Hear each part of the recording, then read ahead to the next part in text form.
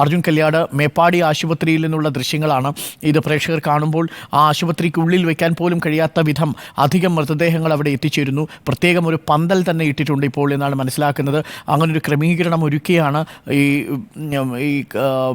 ഇതിൽ മൃതദേഹങ്ങൾ കിടക്കുന്നത്. പക്ഷേ എന്നിട്ടും അത് കവിഞ്ഞ് നിറഞ്ഞൊഴുകുന്നു എന്നാണ് മനസ്സിലാക്കുന്നത്. പ്രാഥമികമായി ചികിത്സ നൽകാൻ എത്തുന്നവരുടെ എണ്ണവും കൂടുന്നുണ്ടല്ലേ അർജുൻ?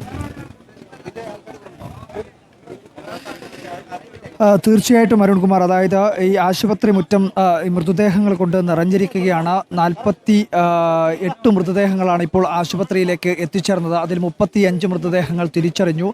അതിനുശേഷം ഈ മൃതദേഹങ്ങൾ ബന്ധുക്കൾ തിരിച്ചറിഞ്ഞാൽ ഉടൻ തന്നെ പോലീസിന്റെ ഇൻക്വസ്റ്റ് നടപടികൾ പൂർത്തിയാക്കി തൊട്ടടുത്ത് തന്നെ സജ്ജീകരിച്ചിട്ടുള്ള പോസ്റ്റ്മോർട്ടം പൂർത്തിയാക്കിയതിനു ശേഷമാണ് ഇവിടെ ബോഡി മറ്റൊരു കേന്ദ്രത്തിലേക്ക് തൊട്ടടുത്ത് തന്നെയുള്ള കമ്മ്യൂണിറ്റി ഹാളിലേക്ക് മാറ്റുകയും ചെയ്യുന്നത്. എന്തായാലും അതീവ ദാരുണമായിട്ടുള്ള ഒരു മഹാദുരന്തമാണ് സംഭവിച്ചത്. ആ ദുരന്തത്തിൻ്റെ വ്യാപ്തി എത്രത്തോളമാണ് എന്ന് ഈ ആശുപത്രി മുറ്റത്തു നിന്ന് മാത്രം കാഴ്ചകൾ മാത്രം മതിയാകും. കാരണം അത്രയേറെ മൃതദേഹങ്ങൾ ഈ മേഖലയിൽ നിറഞ്ഞിരിക്കുന്നു. ഏറ്റവും പുതുതായി ഇപ്പോൾ ഉച്ചയ്ക്ക് ശേഷം 12 മൃതദേഹങ്ങളാണ് ഇവിടത്തേക്ക് എത്തിയത്. അതായത് 2:30-ക്ക് ശേഷം ഇവിടത്തേക്ക് എത്തിയത് 12 മൃതദേഹങ്ങളാണ്. അതിൽ കുഞ്ഞു കുട്ടികൾ മുതൽ പ്രായമായവർ വരെയുണ്ട്. പക്ഷേ ഇപ്പോഴും ബന്ധുക്കൾ ഇങ്ങനെ തിരഞ്ഞുകൊണ്ടേയിരിക്കുകയാണ്. തങ്ങളുടെ ബന്ധുക്കൾ ഇവിടെ ഉണ്ടോ, ഉറ്റവരിവിടെ ഉണ്ടോ എന്നുള്ളത് ഇവിടെ അന്വേഷിച്ചു കൊണ്ടിരിക്കുകയാണ്. ഇവിടെ മാത്രമല്ല, തൊട്ടടുത്തുള്ള വിംസ് ആശുപത്രിയിലും മൃതദേഹങ്ങൾ എത്തിക്കുന്നുണ്ട്.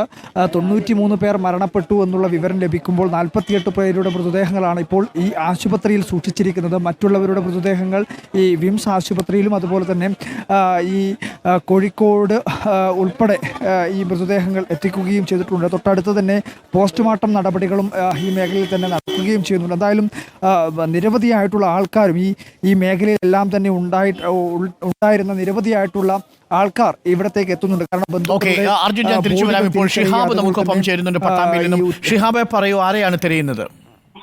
വൈഫിന്റെ അനിയത്തിയാണ് സാറേ. വൈഫിന്റെ അനിയത്തി, പേര് പറയാമോ? സജിന. മുണ്ടക്കായ പള്ളിന്റെ അടുത്തന്നെ വീട്. പള്ളിയുടെ അടുത്താണോ വീട്? പള്ളിന്റെ അടുത്താണ് സാറേ. വാപ്പയുടെ പേര് പറയാമോ സജനയുടെ?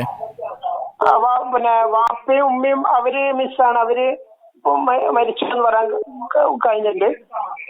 ഈ സജനയെ കുറിച്ചാണോ വിവരമില്ലാത്തത് അല്ലേ?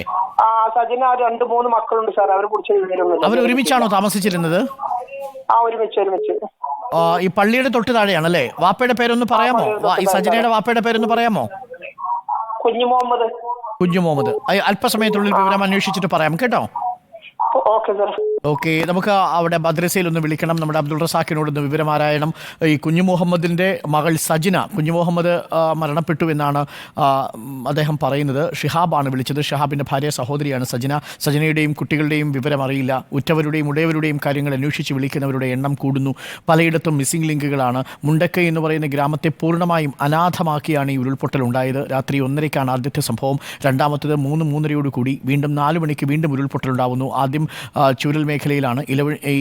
ഇലവഴിഞ്ഞിപ്പുഴയുടെ മുകൾ ഭാഗത്തുള്ള പ്രഭവസ്ഥാനത്താണ് ഈ ഉരുൾപൊട്ടൽ ഉണ്ടാവുന്നത്. അതിനുശേഷം രക്ഷാപ്രവർത്തനം നടക്കുന്നതിനിടയിൽ ഇന്ന് ഉച്ചയോടുകൂടി വീണ്ടും ഉരുൾപൊട്ടൽ ഉണ്ടാവുന്നത് രക്ഷാപ്രവർത്തനത്തെ പ്രതികൂലമായി ബാധിച്ചു.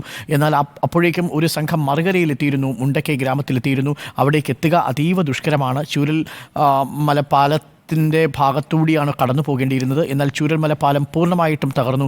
പല വീടുകളും നെടുകയും കുറുകയും തകർന്നു നിൽക്കുന്നത് കാണാം. പല വീടുകളുടെ ഉൾവശങ്ങളും തകർന്നു തരിപ്പണമായ കാഴ്ച കാണാം. മനുഷ്യർ ഭൂമിക്കടിയിൽ നിന്ന് നിലവിളിക്കുന്ന കാഴ്ച കാണാം. 6 മണിക്കൂർ ഒരു മനുഷ്യൻ ചെളിയിൽ നിന്ന്, കഴുത്തോളം വെള്ളത്തിൽ ചെളിയിൽ നിന്ന് സഹായം അഭ്യർത്ഥിച്ചു. അബ്ദുൾ റസാഖ്